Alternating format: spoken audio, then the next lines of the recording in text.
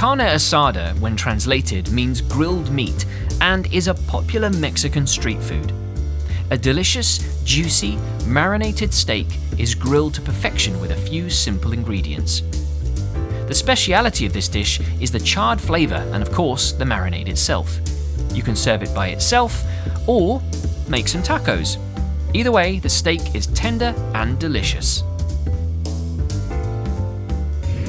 Open up a Ziploc bag.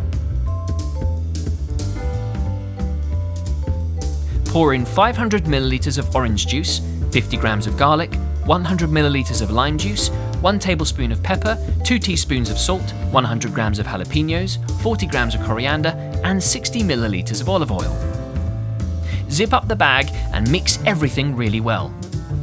Then put 200 grams of beef steak inside.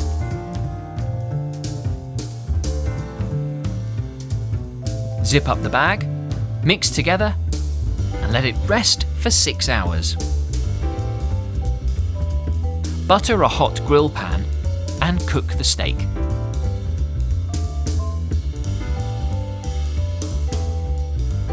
Only turn the steak once during cooking for the best result. Then thinly slice the beef and serve up with flour tortillas. There you go, a very special snack.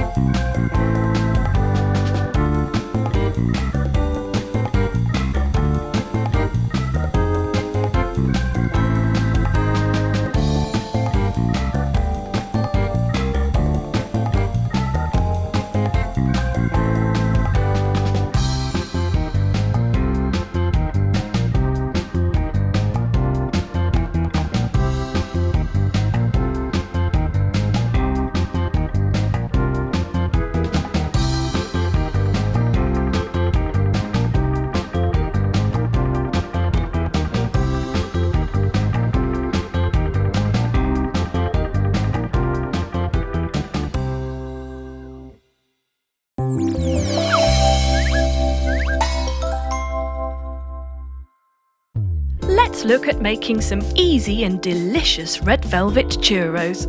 Originating from Spain and Portugal, these are now enjoyed around the world. We are going to be making a red velvet version filled with yummy cream cheese that requires only 5 ingredients. These delicious churros will melt in your mouth, so get your aprons out and join Cooking Company as we take you on a step-by-step guide. Now all you need is some water, some sugar, some butter. Now we heat that on a low to medium heat, mix it together, and then we add our all-purpose flour, cocoa powder, and of course, red food colouring. Now we keep stirring it while it's sizzling away on the pan until it becomes a dough-like texture. Next, it's time to add the eggs. 2 eggs will suffice, and we give that a lovely whisk. Let's get our piping bag out. So we've put our mixture into a piping bag with a nozzle on the end which has a serrated edge, and we just pipe away till we've got our tray filled with churros. Then we're going to freeze that for 1 hour, then take them out and deep fry them. Lovely. Now it's time to add our cream cheese filling. So we'll poke a hole all the way through the middle, and with another piping bag we're going to just squeeze in and fill each one all the way through. Now comes the fun part. We're going to melt some chocolate. We've used white chocolate and dark chocolate here. You can use any chocolate you like. You can even dip it in caramel, coat it in cinnamon sugar like they do in Mexico, whatever takes your fancy. These are best enjoyed fresh. However, you can freeze them for a lasting treat. Absolutely gorgeous.